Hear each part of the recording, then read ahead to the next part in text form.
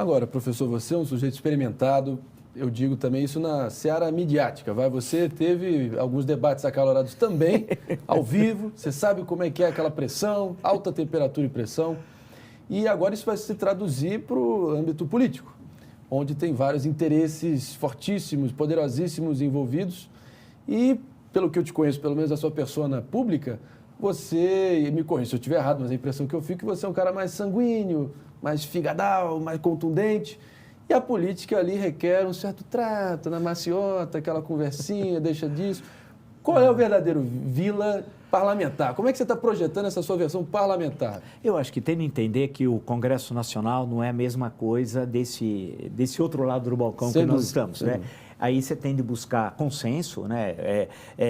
Apoio, por exemplo, a projetos de lei, para criar uma CPI, etc, etc, etc, né? Para demandas da sociedade que você considera que são relevantes. Então, tem de buscar apoio das diferentes correntes políticas que estão representadas no Congresso Nacional.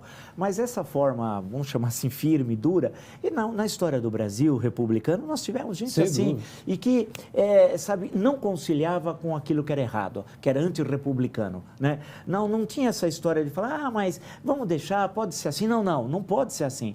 Então, muitas vezes, essas conciliações pelo alto, empurrando a sujeira para baixo do tapete, fez muito ruim ao país em certos momentos históricos, né? Eu acho que, então, manter a firmeza, a defesa intransigente da Constituição, da democracia, do Estado Democrático de Direito, do respeito ao ordenamento legal e às instituições, e sabendo que isso é indispensável para as demandas sociais, políticas, econômicas, culturais, científicas que o Brasil tem. E o trabalho no parlamento tem de ser esse.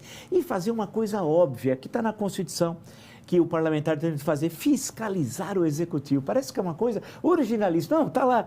Que é acompanhar diuturnamente, você tem estrutura de assessores, tem assessoria brilhante que a Câmara dos Deputados tem, né? De chegar e ficar acompanhando gastos absurdos aqui e acolá, denunciar. Mas o parlamentar não é só denúncia, o parlamentar propõe. Então, tem os projetos de lei, o acompanhamento, participação em comissões. Então, há um elenco que é possível os parlamentares ativos, e agora com redes sociais. Aí você potencializa a representação. Sem dúvida. Porque aquilo que era difícil, o gabinete, porque nós não temos o voto distrital, que eu acho que seria o ideal, o voto distrital mesmo. Nós temos o voto proporcional. Então, você não sabe, você sabe quem votou em você. Claro que você tem a lista depois, no dia da eleição, mas você não sabe onde estão seus eleitores, né? Agora, você tem condições de dialogar com eles porque você tem as redes sociais. Então, você fala, olha, entra aqui na minha rede, tal, papapá, e você vai dialogando. E aquilo fica permanente. Portanto, você qualifica a representação política. Eu acho que isso que é fundamental. E a história do trabalho, até uma certa obsessão pelo trabalho, mas tem de ser assim, porque o Brasil tem todas as condições para dar certo. Sem ufanismo barato, nada disso.